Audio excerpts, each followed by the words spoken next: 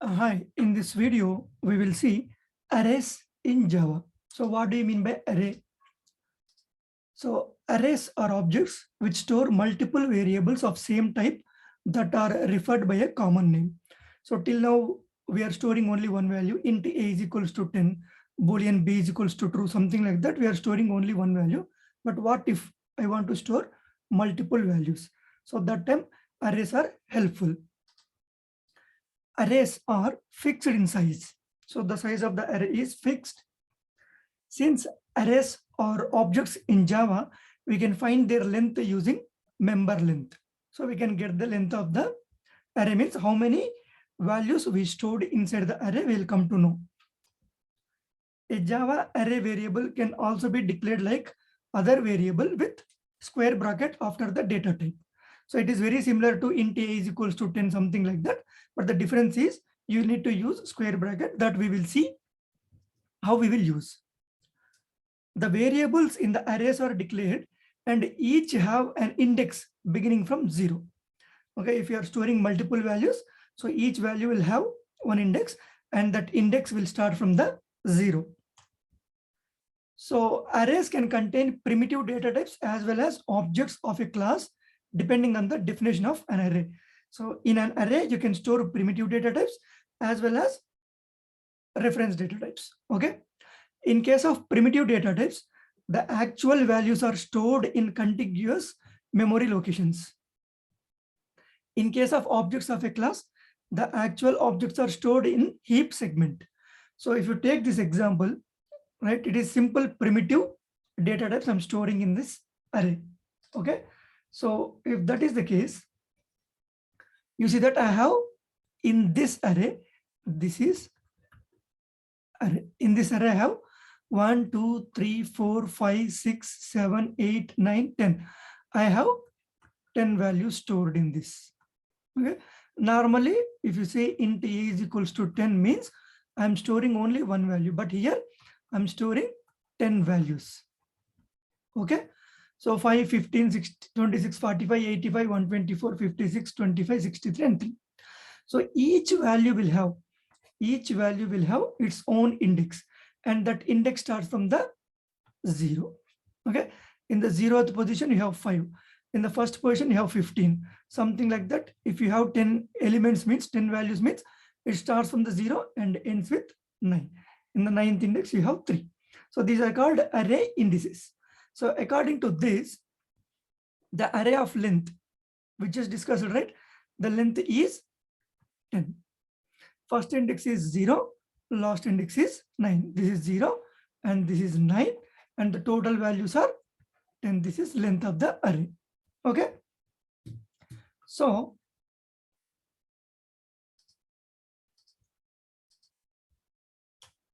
one-dimensional array. So you'll have one-dimensional array and a two-dimensional. Okay.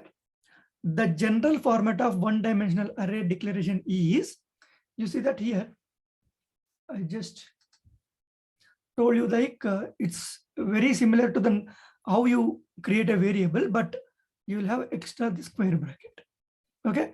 So int some a means now this a can hold multiple values, as this is an array. How you'll come to know this is array? After int, you have this square bracket. So it will be both the ways. You can put like this, otherwise int a. After a also you can put this square bracket. So you can put after int, otherwise after a. This is what we are seeing here. Okay, both the ways you can do. An array declaration has two components, the type and name. Type declares the element type of the array, means what kind of elements you are going to store. I'm saying integer, boolean, whatever it is. The element type determines the data type of each element that comprises the array. Okay, like array of the int type, we can create an array of other primitive data types like character, float, double, etc., whatever it is. If it is character array, you can mention something like this. If it is boolean array, you can say like this. If you want to do with a double, something like this. So this way you can create arrays of user defined, etc., or User-defined data types objects of a class. Thus, the element type for the array determines what type of data the array will hold. So that is what we are saying, right? It can hold only characters. It will hold only Boolean values. It will hold only double values. Okay, that's how it will work. Moving further, you see, these are examples that we just saw, right? Byte, short, Boolean, long, float, double, character, object. Okay. Object is the superclass in Java. Okay, this is called object class superclass in the Java. So in the image, first declaration establishes the fact that integer array is an array variable. No array actually exists. It simply tells to the compiler that this variable will hold an array of the integer types. To link int array with an actual physical array of integers, you must allocate one using new and assign it to int array. This is called instantiating the array. Okay, so the simply, if you put something like this, so if I say int I, so this will not be actually exist. Okay, so but when you do like this, variable name is called a new type of size. So int I is equals to new int of something like that 5. Now it will create that memory. Okay, so instantiating an array. When an array is declared, only a reference of any array is created.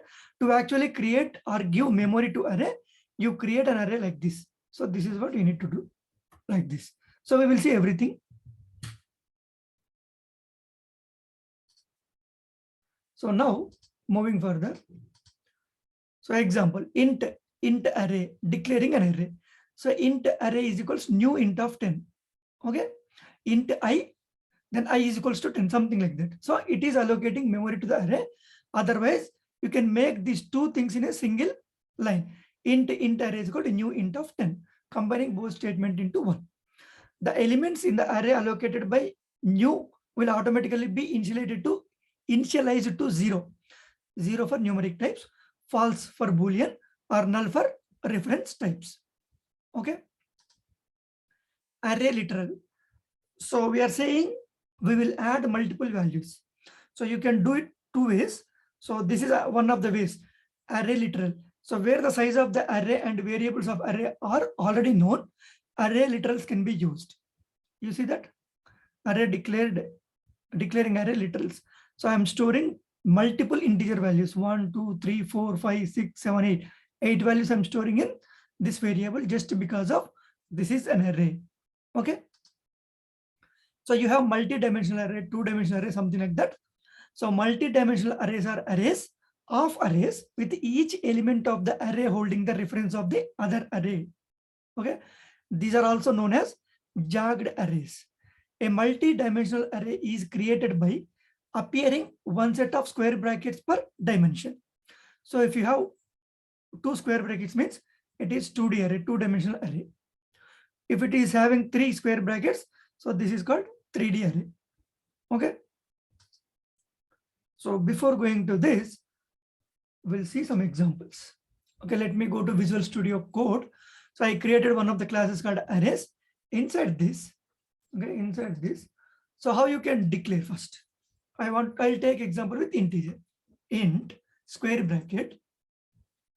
I can say int array. Okay, so that's it. This is called what? Declaring an array.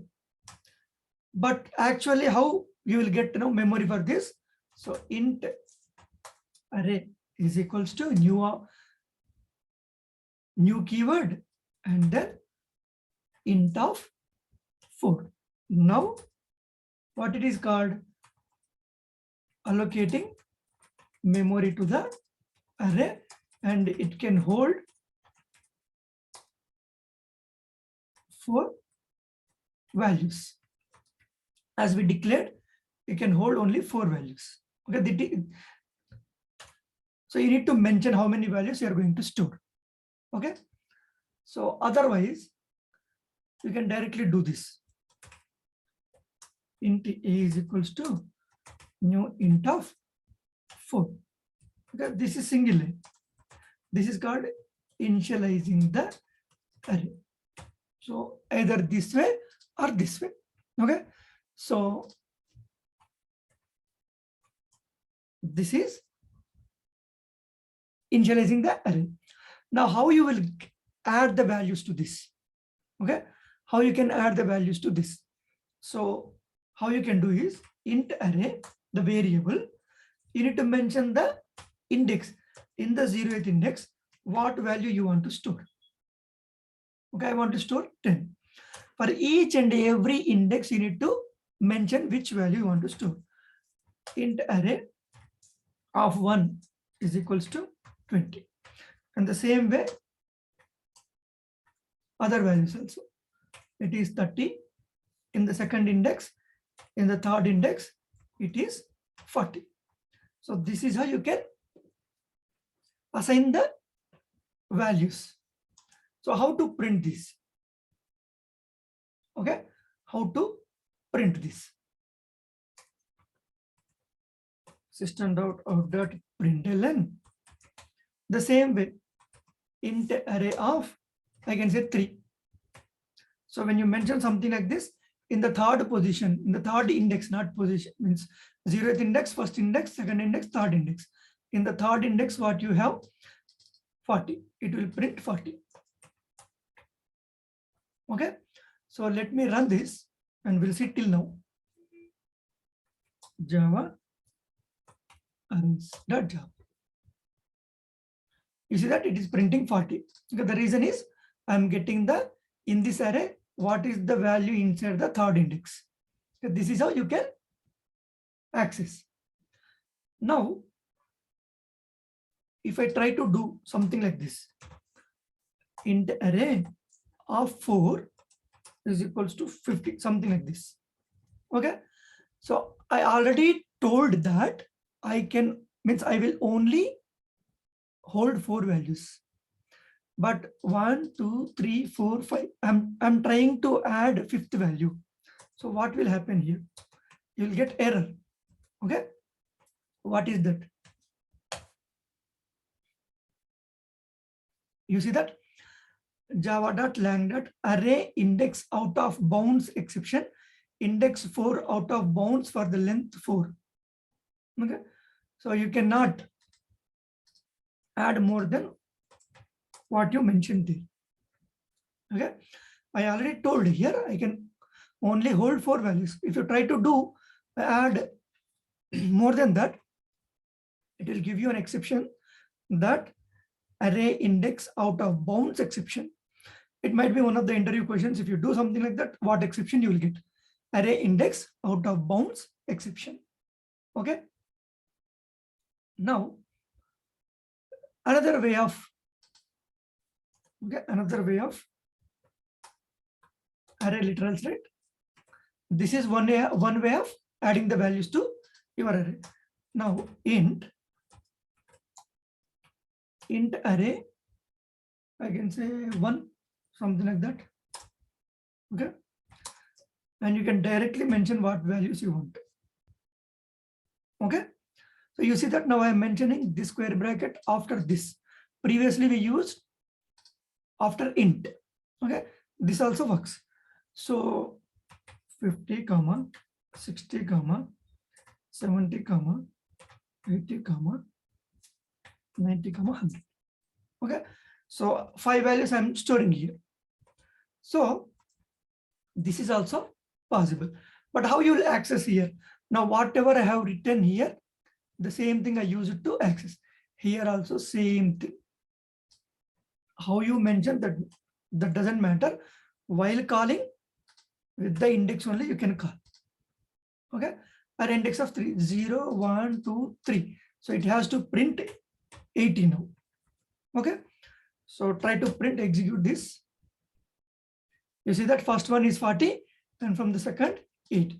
This is how you can, with simple way, right? So declaring and allocating memory, otherwise this line and adding this way is a bit difficult, but here you can directly add with the single line. Okay.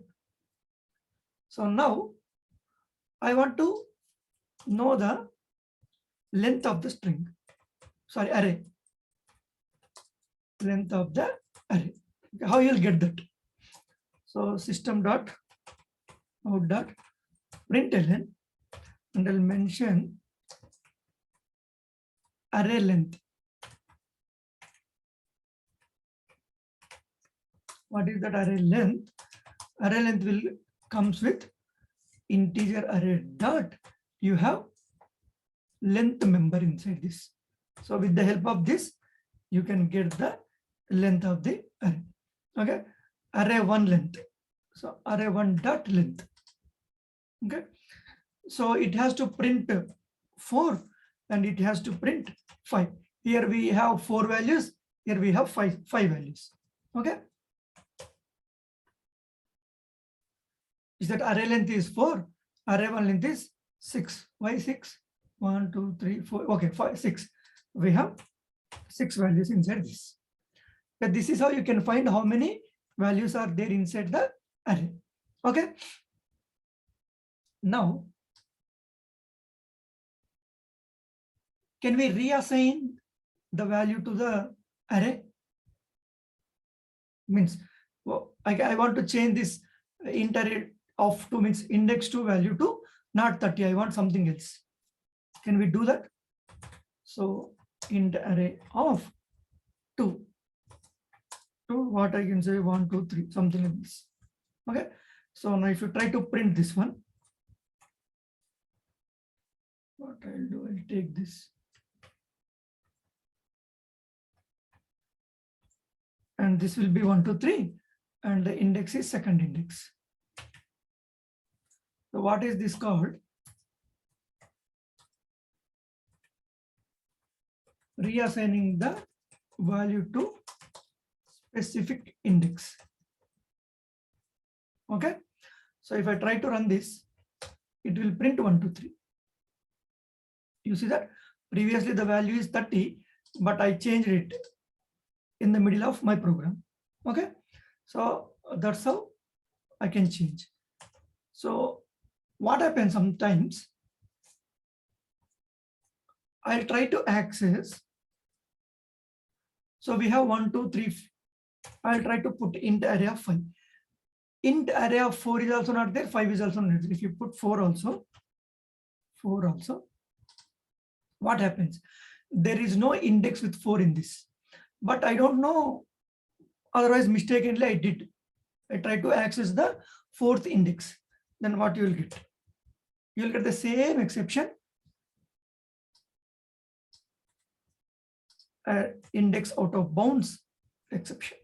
The reason is there is no value, there is no index even in that position. Okay. So if you already you mentioned 4 values. If I try to do, means add also, you will get. If I try to access also, you will get the same issue. Okay. You will get an error here.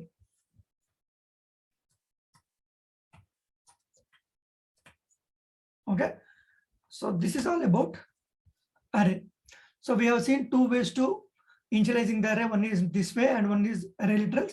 How to add the values. You have seen that you can access the values from the array using index.